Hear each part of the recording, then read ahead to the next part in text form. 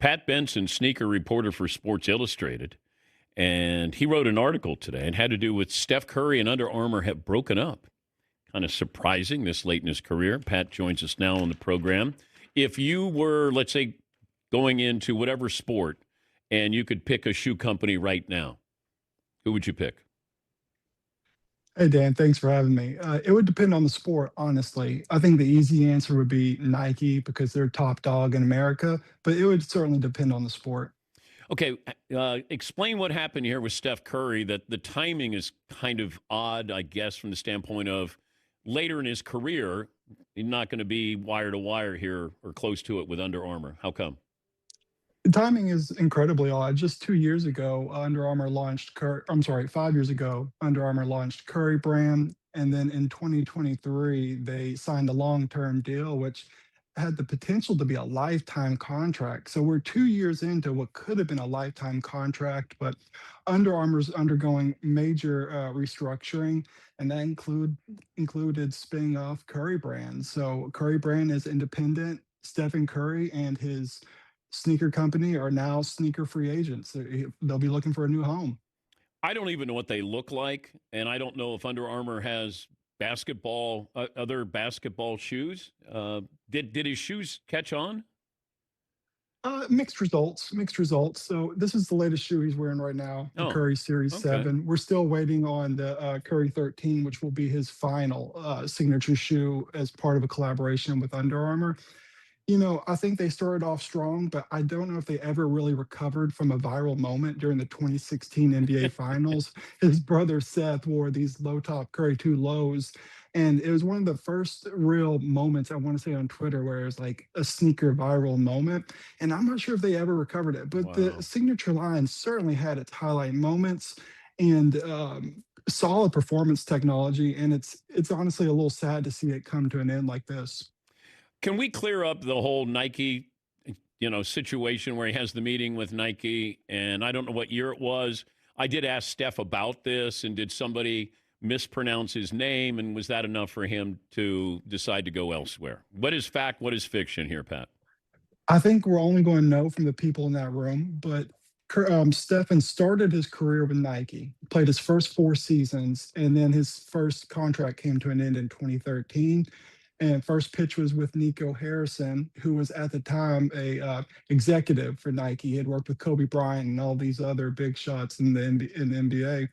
And apparently the meeting went terribly. Somebody mispronounced Stefan's name as Stefan. Nico denied that. However, there was also a PowerPoint which they copy and pasted Kevin Durant's information directly into Stefan's presentation. And Nico, he's only spoken about this like once, I believe, in a 2022 podcast. He didn't address the PowerPoint situation, but he did deny mispronouncing Stefan's name. But in retrospect, did Steph Curry make a mistake not staying with Nike?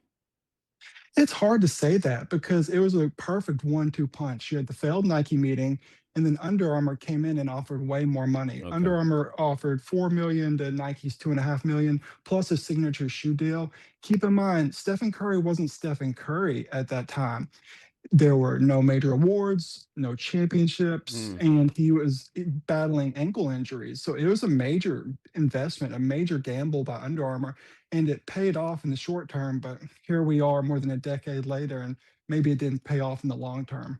How attractive is Steph Curry on the open market at this stage of his career? Incredibly attractive because it doesn't even matter. His NBA career could end tomorrow. There's still going to be brands that want to sign him. We've seen this with other athletes, with Roger Federer leaving Nike and starting his own business with or investing heavily in On.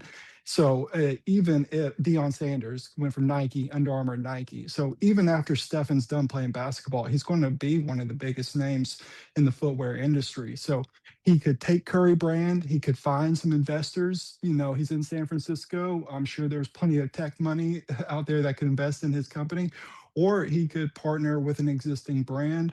I think it's too late for us to see the Nike Curry one or the Adidas Curry one, but there are certainly Chinese brands that would immediately turn around a signature shoe for Curry in no time. Give me the most popular basketball shoes now. Kobe Bryant's retro Nike basketball shoes. That's number one. That's number one. It's not even close.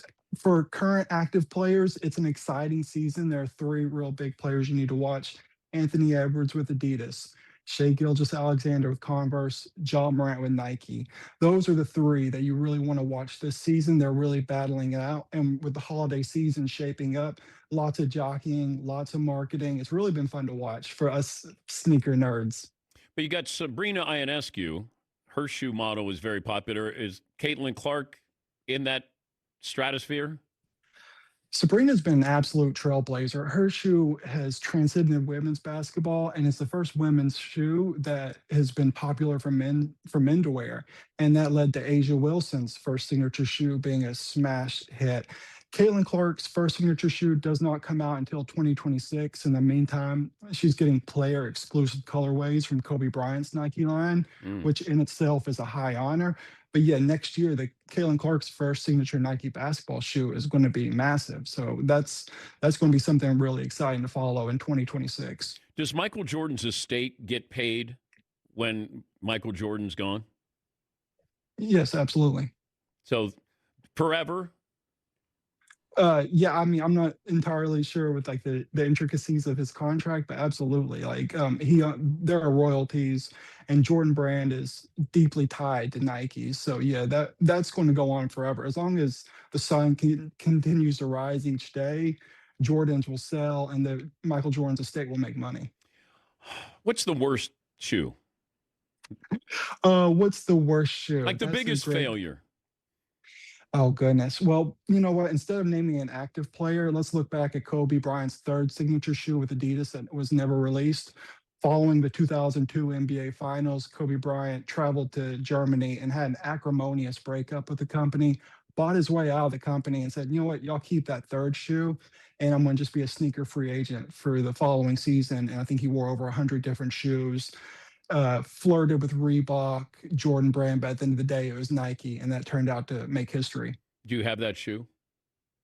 No, I don't have the Kobe 3. It never released. However, there are collectors that have the prototype, and Adidas has since re-released Kobe's old shoes, rebranded, which is something to watch because circling back to Under Armour and Curry brand, Under Armour owns the Curry brand logo, and I'm guessing the footwear catalog as well. So I'm not sure how the legal breakup went. Maybe Curry gets that in the divorce, but that's going to be something I'm sure they've negotiated, and that'll be something to follow. Who gets the Curry logo? Who gets the 12, 13 signature shoes? So that's going to be something really, really interesting to follow over the next year. I'm sure we'll find out more. And New Balance has spent a lot of money here with some big name athletes. Is it paying Absolutely. off? Yeah, I think so. They have Cooper Flag in the NBA. They've got Cameron Brink in the WNBA. They've got Josh Allen in the NFL. Hey, Shohei Ohtani in Major League Baseball. So yeah, they've got it going on. They've really got a very talented roster. Coco Golf in tennis. So it's and when they want to, they can market at a very high level. I think they missed an opportunity with Otani in the World Series, but just last night they dropped some gear for his MVP award. So New Balance is fun, they're exciting, and they've got an incredibly talented roster. Pat, thanks for joining us. We appreciate it. Yes, sir. Thank you for having me.